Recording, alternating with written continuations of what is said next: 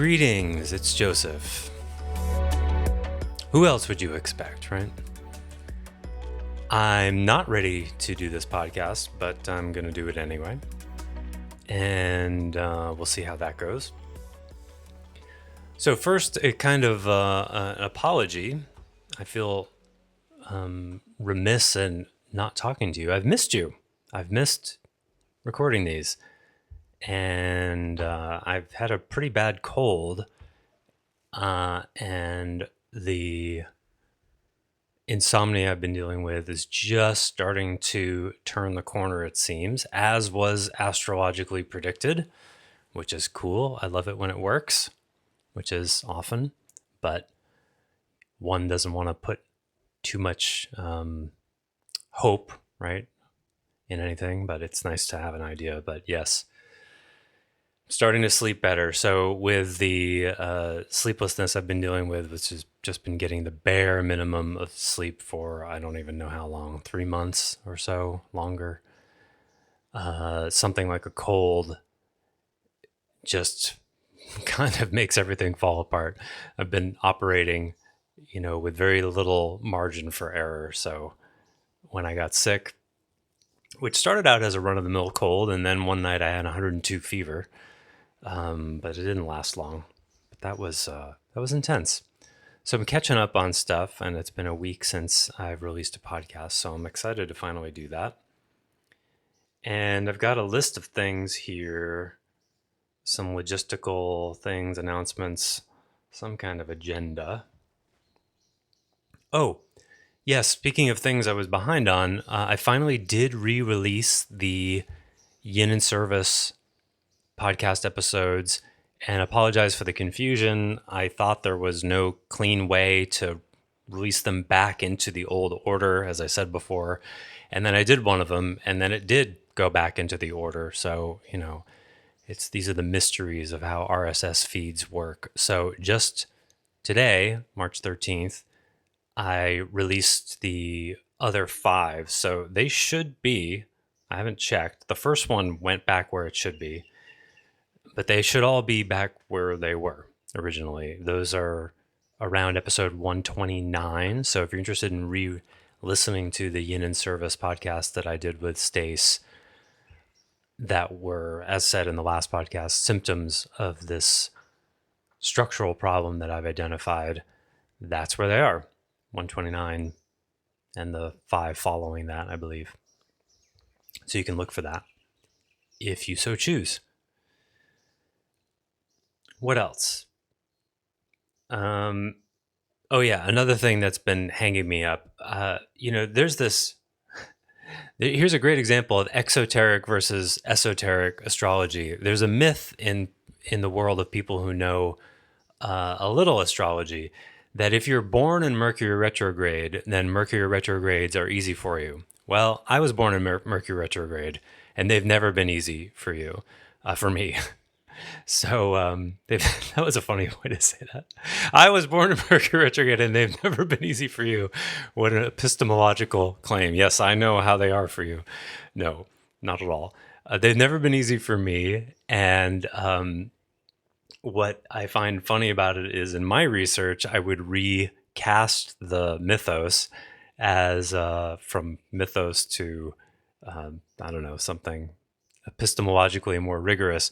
For those born in Mercury retrograde, which is unusual because I think there's only 3 of them a year, 4 of them a year at most, they're not easier, they're just more familiar. And for me, that familiarity of things being staticky is not a comfortable familiarity. I'm not comfortable with familiarity. I like change better than familiarity. So Mercury retrograde tends to inhibit change. It supports things getting finished, things getting revised, but it tends to stop forward motion. Hence retrograde motion, right? It wants you to go back and complete things. That's what it supports. I generally don't have a good time in Mercury retrograde, and the current one ends, you may be happy to know, in 7 days on March 20th. So, and that's been in Aquarius. So you can look to see where that's been affecting you, in case you didn't know. I'll give you greater heads up in the future about these. You also may be interested to know that Jupiter went direct after about a year and a half, I believe. Jupiter is a slow one. It went direct on March 10th.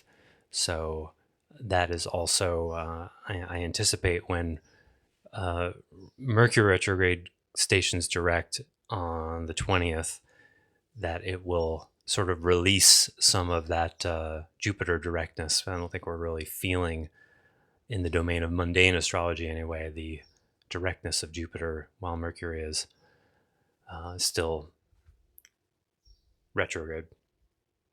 So if you're following that kind of stuff, maybe that's interesting too.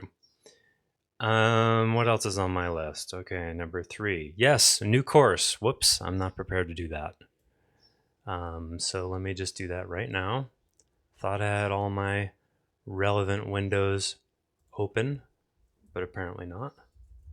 So I have a new course coming up, and I will say a few things about it, and I'll put the link in the show notes. The new course is called Discernment, Structure, and Leadership. Subtitle, You Cannot Avoid Boundaries and Be a Good Leader, or be a leader at all, depending on how you define it. That course begins Thursday, April 2nd, 2026 at 11:30 a.m. Pacific time. It'll go 11 straight weeks, 1 hour each on Zoom. A few things about that. So the course I'm just finishing up right now is called Critical Thinking for Excellence. So that's the domain of mind, obviously, the mental line. And it seemed reasonable to do a course following that would be in what I'm calling the structural line. And structural thinking is actually, what I would say is the domain of structure is sort of like the yang equivalent of the emotional line. And when I say yin versus yang line, it's not absolute. There are yin and yang components to all of them and all things, I would argue. I would say the emotional line is more yin and the structural line is more yang. But it just occurs to me in this moment that the way the emotional line is very underdeveloped in most people, the yang equivalent is the structural one. That can be as innocent and observable as discipline problems, systemization problems, habit problems. That's structural stuff. But the more interesting domain of structural metaphysics is what I used to call paradigmatic thinking or paradigmatic processing, but I'm starting to use the word structural instead because it's broader.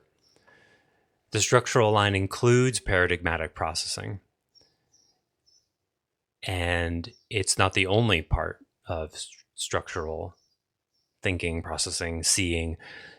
The domain of structure is like, there's the domain of behavior, which has to do with certainly will, emotion influences our behavior. But structure is what is the nature of the invisible maze that someone is walking through? One of the examples I give when I talk about this is I had a friend once who was getting a PhD at Stanford in public policy. And I said to him, I don't really know anything about public policy. What are you studying? And he said, well, one thing I'm looking at right now is how in a school lunch line, if you organize, because everybody's going through in the same direction, it's an assembly line type thing, except the people are moving, not the food. Is if you organize it so that the healthier food is up front and the French fries and the dessert is at the end, then people eat healthier, and that's measurable. How many vegetables versus empty calories they eat, etc. It's whatever, 40%, they eat 40% healthier if you structure it this other way. And I remember vividly because I was not into structure at the time, not in that way. And I was like, well, that's, like treating people like rats in a maze. What about educating them about how they should be eating, teaching nutrition in the health class instead of, all the different reasons why they shouldn't be having sex, for example, which is what I learned in ninth grade health. I don't remember learning anything about nutrition except for that very key graph, or what do you call it, poster. Remember that one shot of hard alcohol equals 1 5-ounce glass of wine equals 1 beer. Remember that? Like, that was the extent of our nutritional education. Oh my God, what a missed opportunity that class was. So that was my point. Is like, well, people should be educated, and he said, no. Well, the government doesn't see that as their responsibility. They see people as sheep, and they're trying to design a structure so that people move through it, and it will improve their behavior that way, structurally. Well, it has limits, doesn't it? But it's a good idea. How do you influence behavior? The government asks, how do we influence behavior without getting into how you're thinking or how you're feeling or your values? It's just structure, and it's useful and it's important. How roads are designed as structure. How it's tax time right now, and don't get me started on the tax code and how complicated it is. Now, there's a great example. The nature of the tax code and how complex it is requires, if you have any degree of complexity in your financial situation, requires an accountant. That's a structural thing. And one of the outcomes of that is accountants are not generally for a simplification of the tax code because it would cost them money. I would love simplification of the tax code. I might even do my taxes myself, but not in this situation. So anyway, we're going to be in this course talking about recognizing structural patterns in organizations, understanding how authority and decision rights shape outcomes, diagnosing recurring organizational problems, designing structures that produce reliable results. What else is here? Cognitive and structural dimensions of leadership. It's not just for leaders. We're going to talk about root problem solving as well, the structural parts of it, But if you're, let me say it this way. If you're not comfortable with structure, discipline, limits, constraints, if those kinds of things bother you, this would be a good course for you. Because like I said, it's as avoided and mysterious and underutilized as the domain of emotion. And I look forward to it. Now, all that being said, speaking of structure, I'm setting a boundary with this course. If I don't get a certain number of participants, I'm not going to do it. And that's related to what's happening for me. I've been going through a process of great change over the last few months, as you have maybe heard, I've talked about, and probably can imagine. And I'm still very much in it. But this is a pruning phase for me. And I'm getting really focused and seeing where I've been leaking energy into activities, relationships, paradigms, anything that has been siphoning off my own self-authority. So in these courses, I've had as many as 40 participants in years past. The attendance has been a lot lighter recently, so I'll serve engagement. And if there's not engagement, I'm not going to try to wring moisture out of a damp rag. And I'm just going to see what happens, and reality will tell me whether I'm supposed to do this course or not. So if you sign up and it ends up not happening, obviously I'll give you a refund. So we're just going to find out. You can go to courses.clearandopen.com/discernment-structure-leadership. I know that's a lot. I'll put the link in the show notes, I promise. And you can always search for structure at courses.clearandopen.com. You'll find it there. Okay, that's enough about that, I think. We're getting to the main thing of today. Oh, yeah, before we dive into what I want to talk about today, some people have been asking me So what are you doing now? You're not an hedonist anymore. What are you doing now? And I would love to tell you, but it's not right to say I'm still figuring it out. That's not really accurate. What I would say is it's more like it's still figuring me out. It's like asking me how the conversation was while I'm still on the phone. Um, so I'm about, let's see, at this point, I think I'm about 60,000 words into two different books. One called The Architecture of Human Development, and the second one, Developmental Astrology. I've got about 30,000 words written for each of those. And I'm purposefully not trying to organize it all yet. And so for me to say, what am I doing now, would require me to organize it. And I can't do that yet. Well, I can a little, but not a lot. So I'm still in a phase of just getting a lot of ideas and writing them down, and it's kind of chaotic. And I just have to be okay with that right now. And that's just how it is. But what I can tell you, at the risk of repeating myself from before, I'm still experimenting with the 7 developmental lines and developmental astrology, which is I resist calling it a paradigm because I'm just cleaning Vedic astrology and putting it in a developmental context. So I'm still in the process of discovering the uncut diamond that Vedic astrology is. It's just astonishing, and it keeps getting better as I learn it. What is astrology without good versus bad, without victimhood, without Hinduism, without mythology? What actually is the essence of it? And how can it be used to help people develop in terms of who they're supposed to become, what the chart implies about that, what they're supposed to be working on right now, what the chart implies about that, what can change, what cannot change, how it can change, how it can't change. All of that information is there, and I've talked about that a bit, at least in the past.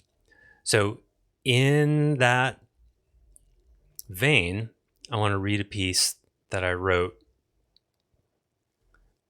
about authority, because that's one of the main themes of this podcast. So, to answering the question, what do I do now? That's a bigger question that I'm still answering. What I can speak to more accurately is, what problems am I trying to solve? And here's an example that will be explicated in the following. And this is a piece of the first book that will be released, called The Architecture of Human Development, tentatively titled that. Probably will come out later in the fall or early winter. The 2 errors in authority location. 2 recurrent compensatory patterns appear wherever questions of authority arise in developmental work. Both provide psychological relief, but neither produces the consolidation of genuine authority. The first compensation substitutes external structure for self-location. External structure for self-location. Individuals experience themselves as oriented because the system tells them where they stand. The framework supplies meaning, direction, and interpretive clarity.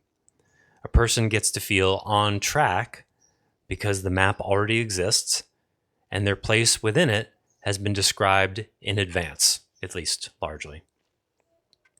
The advantage of this is obvious. Uncertainty is reduced and the identity feels stabilized. The cost is internal authority. When the frame, especially when held by another who holds epistemic interpretive authority, which is a phrase I use a lot in the manuscript Deconstructing Identity, the frame performs the work of orientation. The individual does not actually locate themselves within reality.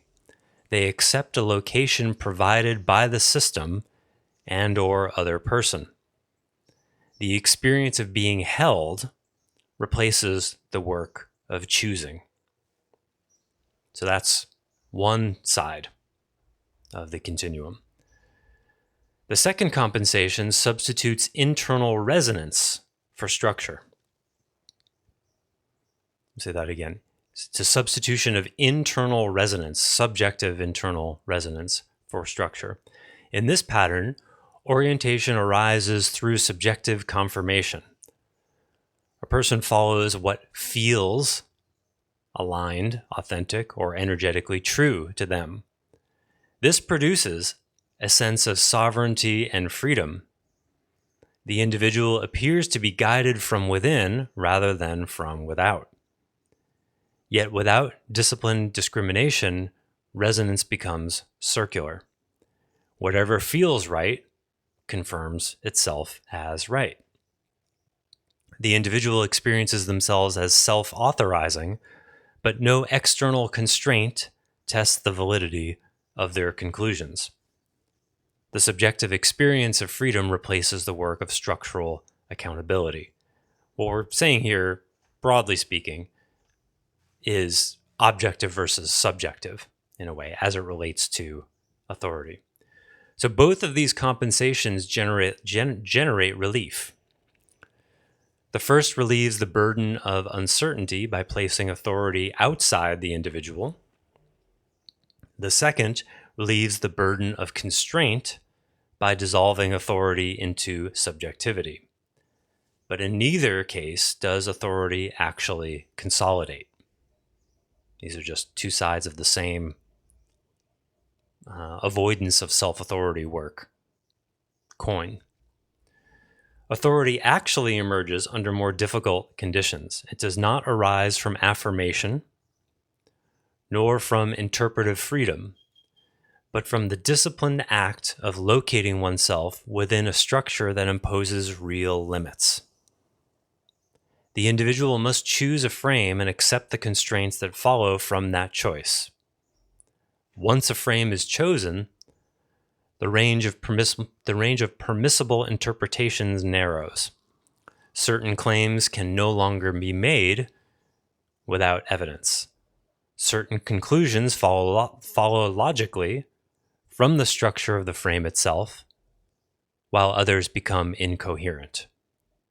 Action in this context becomes accountable to reality rather than to psychological comfort.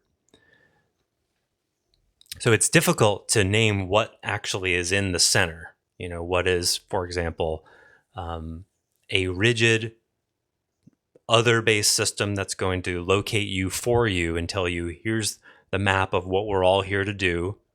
Here's the essence of reality. Here's the kind of person you are. Here's the map for how you're supposed to walk this path. That gives you a lot of certainty, but you're not self-locating. You're choosing to follow someone else's frame. And there are pros and cons to that. On the other side, you could say, is a paradigm like mainstream talk therapy, which will not challenge your value system in any direct way, will not locate you with any kind of certainty. And the assumption is that you'll somehow locate yourself given enough space. Well, to a seeker of truth, the mainstream talk therapy is unsatisfying because there's a desire to know the nature of reality and to feel on track. And it's those kinds of people, and I was one, who become susceptible to paradigms that are happy to map the nature of reality in ways that go beyond what actually, in my opinion, should be mapped. They give you too much certainty.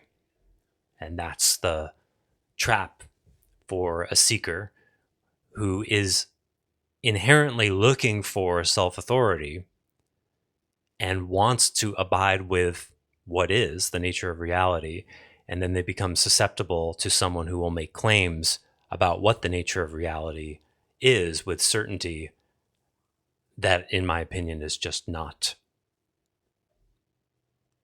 what's the word? Not mappable. And in that way siphons self-authority from the student. So let me continue with the reading here. Where was I? Okay, I'll read the last sentence again. Action in this context becomes accountable to reality rather than psychological comfort. And that's basically related to what I was just saying. Real authority doesn't come from the comfort of having the freedom, ultimate, absolute freedom, nor does it come from someone else handing you a map of what is. Real authority happens somewhere in between, and that's the problem I'm trying to solve. This requirement produces discomfort for individuals accustomed to the compensations described earlier. Those who have relied on external systems to define their place often experience the demand for self-location as destabilizing. Without a framework assigning meaning in advance, orientation must be produced internally through disciplined interpretation and responsible judgment. Conversely, individuals accustomed to interpretive openness often experience constraint as threatening because it restricts the freedom to reinterpret experience indefinitely. When the frame imposes limits, resonance alone can no longer authorize a conclusion. Constraint, therefore, performs a diagnostic function in development. It reveals whether authority has consolidated. A chosen frame does more than provide language or conceptual orientation. It removes, to some degree, interpretive freedom. Once the frame is accepted, not everything can be said, concluded, or enacted. Certain positions become structurally impossible, and the individual must either accommodate those limits or abandon the frame. The person who possesses emerging authority remains within the constraints and allows them to refine understanding and guide action. The person who lacks consolidated authority attempts to escape the limits. They may revert to external authority, seeking someone who will tell them what the correct interpretation should be. Alternatively, they dissolve the structure entirely, retreating into subjective resonance where the frame can no longer restrict them. These are the two errors. Authority, therefore, does not consist in feeling secure within a system, nor in feeling free to interpret experience without restriction. Both states provide psychological relief while avoiding the discipline that authority requires. This implies structure, right? Authority emerges when the individual can tolerate the narrowing imposed by a chosen frame and remain accountable to it over time. The capacity to endure constraint without collapsing into dependency or dissolving into subjectivity marks the transition from interpretive comfort to structural maturity. This transition is demanding because it exposes the cost of epistemic comfort. Systems that promise identity without responsibility and interpretive cultures that promise freedom without constraint both postpone the consolidation of self-authority. When those stabilizers are removed, the developmental demand becomes unavoidable. A frame must be chosen, its limits must be accepted, and within those limits, action must follow. The tension becomes particularly visible in environments that promise developmental insight. Some people are drawn to systems that locate them decisively. Identity is assigned, interpreted, and explained. The system provides coherence, and the individual experiences the security of placement. Others prefer interpretive looseness that allows endless self-location. Some systems do both, depending on the moment, depending on the domain. But in that loose one, in the interpretive looseness land, meaning remains fluid, open to reinterpretation, and responsive to personal resonance. Both responses avoid the same developmental demand. choosing a frame and accepting the consequences of that choice. When the demand is introduced explicitly, choose a frame, accept limits, and act, the weaknesses of both compensations become visible. Systems that previously provided authority from above reveal their dependency on hierarchical interpretation. Frameworks that relied on subjective resonance reveal their lack of structural discipline. What initially appears stable begins to leak.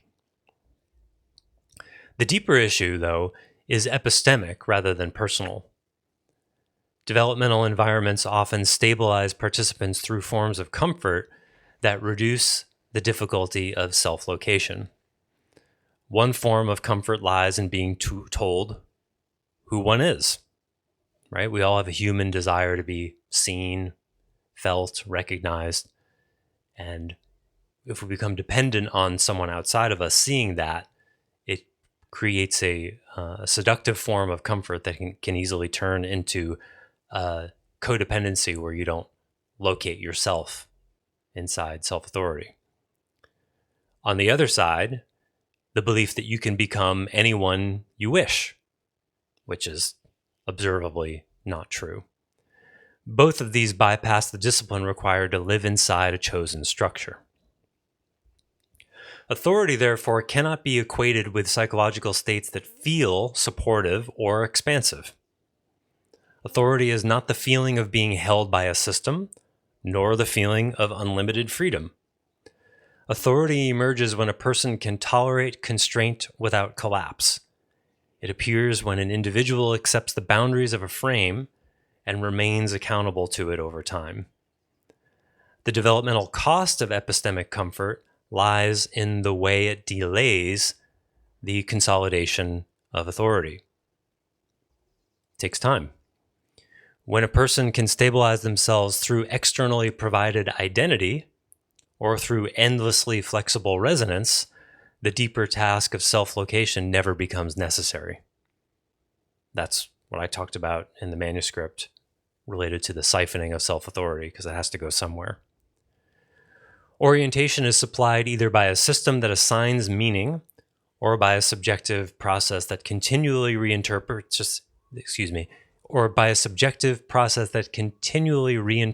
experience. In both cases, the individual can maintain a sense of coherence without confronting the limits imposed by reality. And that's important because it's a false kind of coherence. It's a coherence that is comfortable, whether because someone is telling you who you are, or whether because you have the freedom to tell yourself who you are. In either of those cases, you're getting to avoid the limits of reality, either too objectively by giving other the power to define you, or too subjectively. Because these stabilizers function effectively in the short term, they allow development to remain suspended at a preliminary stage. A person may feel located within a framework that tells them who they are, or they may feel sovereign within a field of open interpretation where any experience can be integrated into a preferred narrative. Both conditions provide relief from uncertainty. Neither requires the discipline of accepting constraints that cannot be negotiated away.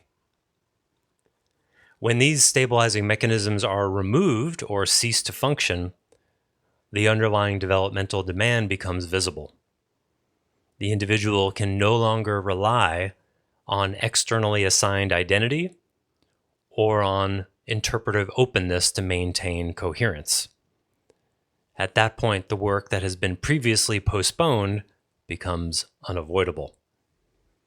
A frame must be chosen, its limits must be accepted, and action must proceed within the boundaries that frame establishes.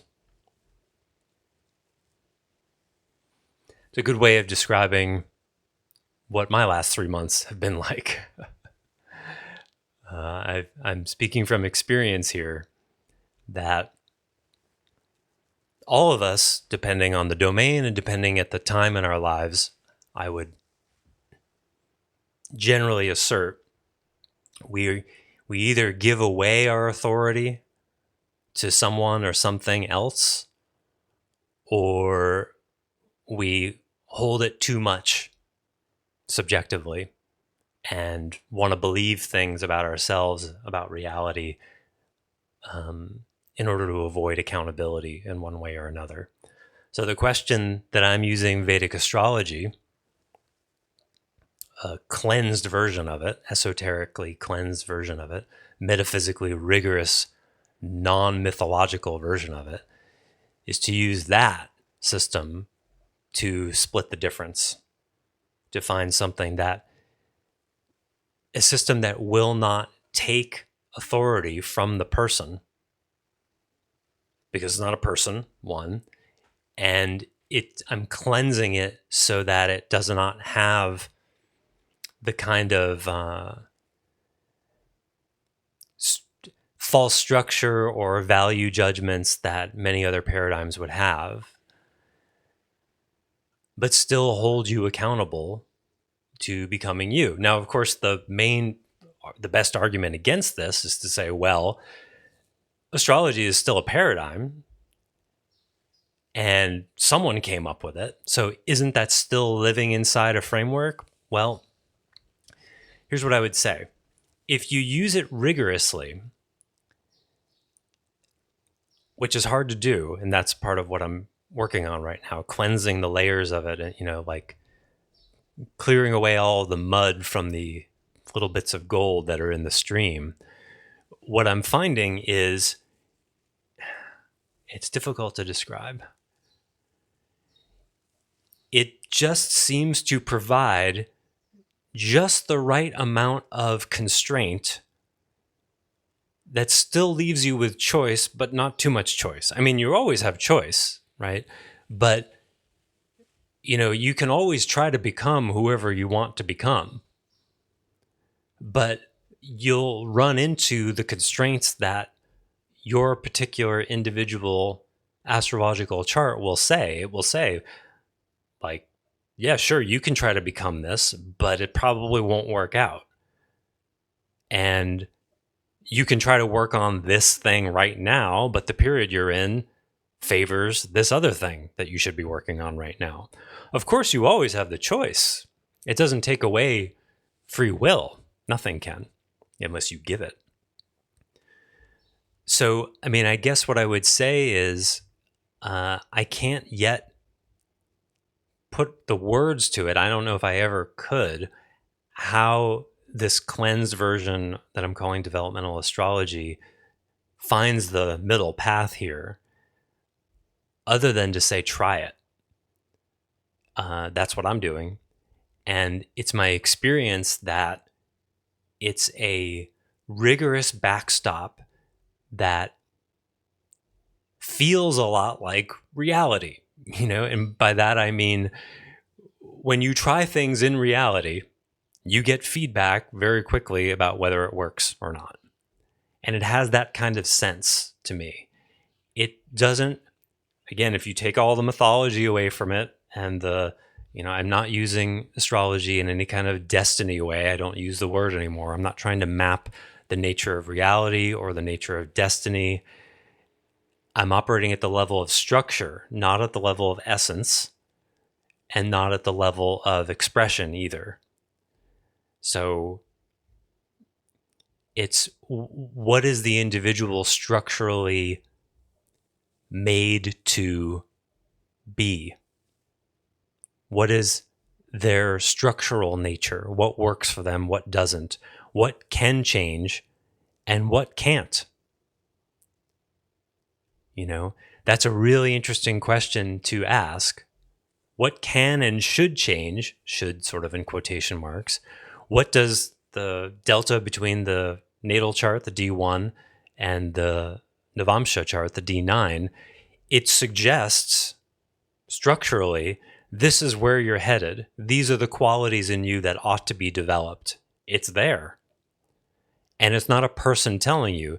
Is it a paradigm telling you? Well, I mean, everything is a paradigm in one way, but it's not a paradigm with a very clear value system. You don't need to subscribe to reincarnation. You don't need to subscribe to any of the mythology. It just stands there without a whole lot of values. And that's what's so remarkable to me about it. It's remarkably clean and simple and matter of fact. And I don't know, I would have to actually like do a chart read here on the air to demonstrate that to you, to demonstrate to you how to read a chart structurally. It's sort of like looking at the blueprint of a building. That's actually not a bad metaphor. It's like, here's the blueprint of the building. Here's how many square feet it is. These are load-bearing walls. Here's this big room. Here are these small rooms. Here's where the electrical goes. This is what you have to work with. And it's just like, well, what should happen in the building? That's up to you. There may be some structural things like, here's this giant big ballroom, so you could do big events there. But you could do lots of different kinds of big events there, So it doesn't go into detail about the limits of expression. So I'd have to work with an actual chart. But, I could give you, from my own chart, I have a ninth house stellium. Ninth house is, the stellium is 3 or more planets. I've got 4 planets in the ninth house in Gemini. So structurally speaking, it says to me, the chart says to me, you're gifted in higher learning, philosophy, metaphysics, connecting dots, that kind of thing. And Gemini is ideas, learning, so it sort of adds to it. And it suggests that my zone of genius is there. By saying that, it also suggests where my zone of genius is not. Right? So it says like, that's you. This is where your gift is. It doesn't say, and astrology is the paradigm you should use, or Christianity is the paradigm you should use, or math is the paradigm you should use, right? That's where free will and interpretation and life and choices fit in. But it does say, if it does imply you're not going to be satisfied with content. And that's the story of my life. I've never been satisfied with content, sometimes frustratedly so. I'm fueled by context. I'm nourished by contextual conversation, by ideas, by metaphysics, and that's just there. So if I decided, you know what, all of this metaphysical stuff, it's too heady and these ideas are too sophisticated, I'm getting lost in my mind, I'm going to try to find happiness in some other content thing. I'm going to become obsessed with bowling a perfect game. Well, my chart would say, yeah, that won't work, but feel free to try, So there are limits there. So it still allows for free will. And so to me, that's the fascinating thing about Vedic astrology. Like I said, it doesn't tell you what the essence of you is. It doesn't tell you what the essence of reality is. It doesn't tell you, that's the essence part.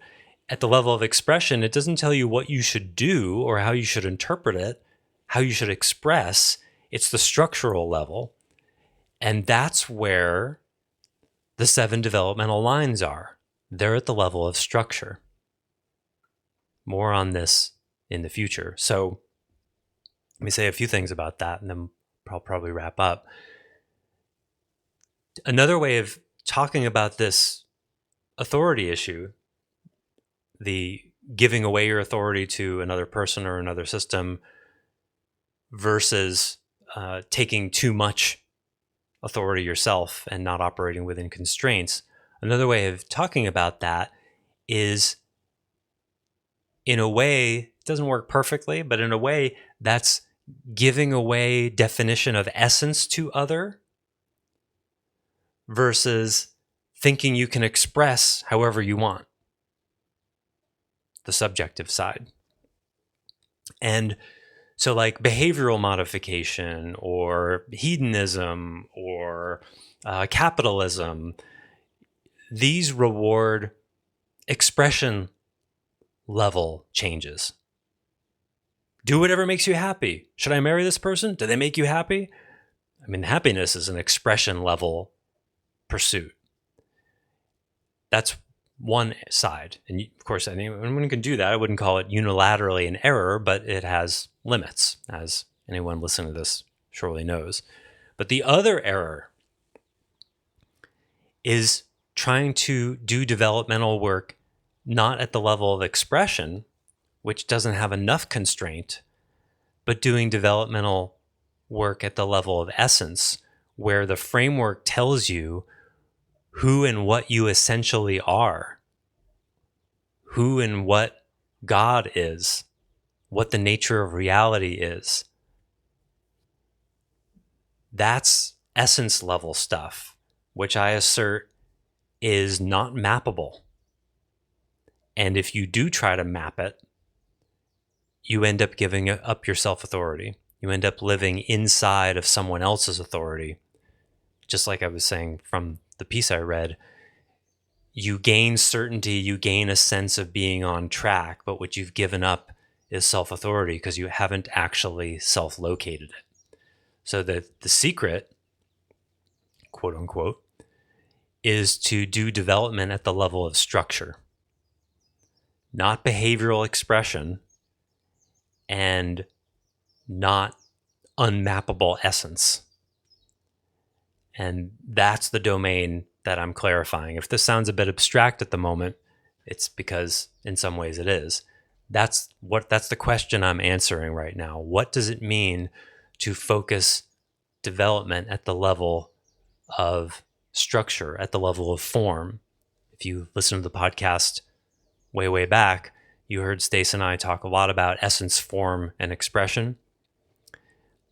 Depending on the application, I'm sometimes calling that now essence, function, and expression.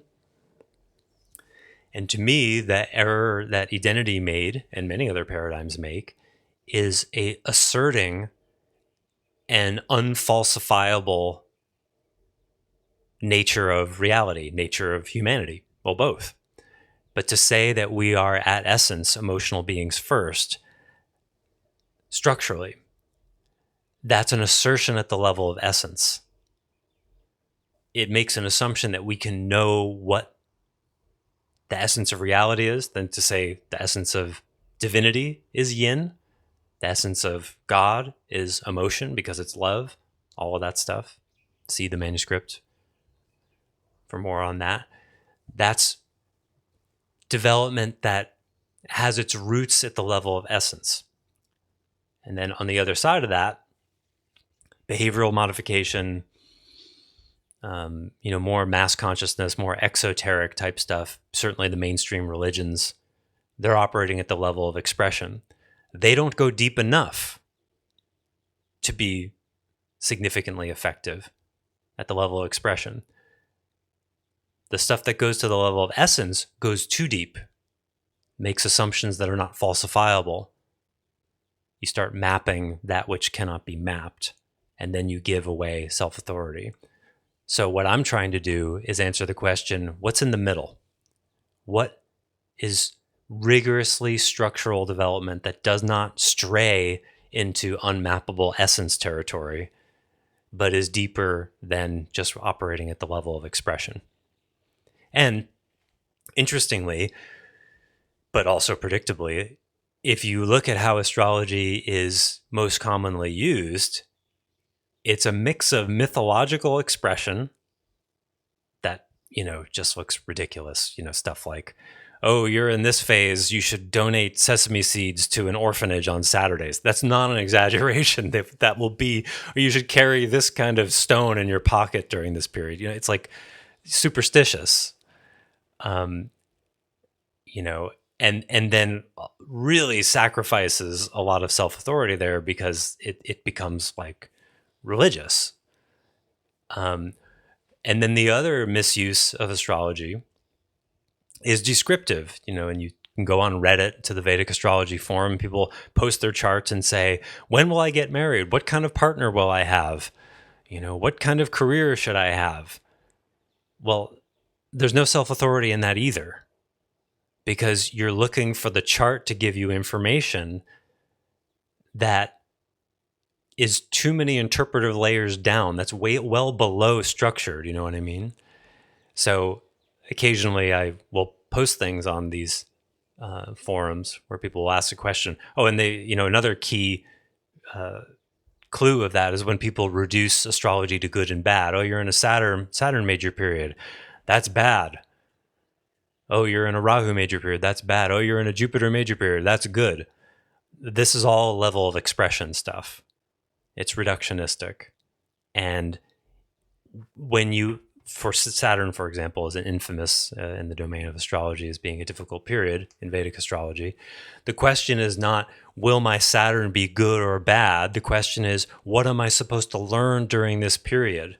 What am I supposed to learn during this period? You see, that's not good or bad expression. Or what should I do? I'm in Saturn major. What am I supposed to do? Wrong question. That's expression level.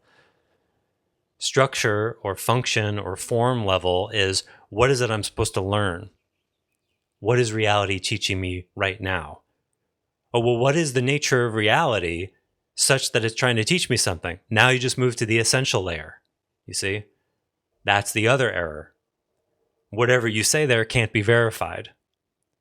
But at the structural layer, you can look at the chart and go, oh, well, based on your Saturn placement and the houses that your Saturn rules, it looks like Saturn is teaching you self-authority. Has that been your experience? I didn't think about it that way, but that works. Okay, now we're operating at the level of structure, you see? It is falsifiable. It's still symbolic. It's not a science. It's not 2 + 2 = 4, but it is verifiable symbolic interpretation. You can match it up with your experience, and then you can try different things and see what happens. And it's falsifiable that way. And falsifiable means you can test it and find out whether it's true or false. You can't do that at the level of essence. At the level of essence, you make assumptions that can't be verified, but then you distort your experience to verify it, and then you think you know the nature of reality. That's the danger. Okay, well, I managed to be able to talk about it better than I thought I would. So you get to see in real time how I'm challenging myself to, for about 5 or 10 minutes there, I got bigger than it is. But like I said, I'm still very much in the conversation, so it's hard to, hold the phone. Remember in the old days with the old phones, you would like hold the phone to your chest. You can't really do that with cell phones. But you would smother the phone speaker, the phone microphone on your, on your pectoral muscle for a moment and say something. That was the mute button before there were mute buttons. Hold on a sec. Oh man. So yeah. That's a sample of what's going on. If you want to go deeper into this, become a member. I would love to show you. We can look at charts in real time. And another thing, I've talked about using GPT as a astrologer. I'm not sure how replicatable that is. Not as much as I thought. It may be possible to create a custom GPT, or which would be trained with a document, or something less formal than that. But what I'm finding is that people are getting different answers than I'm getting. And I may have said this before. It's literally a structural thinking thing. And I've asked GPT about this a number of times when someone will say, hey, I asked my GPT this question and I got a very different answer, or usually not different per se, but not as deep and structural an answer. It's because I'm good at structural thinking, and I can't take a lot of credit for that because my chart says I should be. I did learn it, but I was also predisposed to learning it. And that's another good selling point for my new course, which starts on April 2nd, because it will teach you structural thinking. And so there's another good selling point, because the way AI works, the way a large language model works, all AI at the moment, most AI are LLMs, they're extrapolators. They think structurally. So they will not lead you. They will not be an authority with you. What they will do is match your level of structural thinking. And this is what GPT has told me when I ask it questions about why am I getting different kinds of answers that are more sophisticated and deeper than when other people ask the same questions. It's because it's matching my level of structural thinking. I had no idea how this works. It just, when you disagree with it or you ask, well, how does that work? If you ask it probing questions that are, it can tell that you're coming from or not coming from a structural thinking place, a paradigmatically processing place. It can tell, and then it will match your consciousness. That's what it's programmed to do. So that's how I've been developing developmental astrology, because I'm just taking astrology and talking with it about what makes sense and what doesn't make sense. And I ask structural level, functional level, form level questions. So I get form level answers. If you ask your GPT or your Claude or your Gemini, whatever, if you ask it descriptive astrology questions, you will get descriptive astrology answers. You see, you will get answers at the level of expression. If you ask it essence level questions, it will probably not want to answer them or, give you vague answers, because it generally won't commit to, deep ontological metaphysics that way. But that middle layer, the structural, functional, that form layer, that's the holy grail, because it's deep enough to be useful while still being falsifiable, rather than trying to map something that can't be mapped and ends up selling out your self-authority. Okay, I'm going to leave it there. Thank you for listening. If you want to become a member, go to content.clearandopen.com. Next second Sunday is in April, whenever that second Sunday is. I'm Joseph Shapiro. Thanks for listening.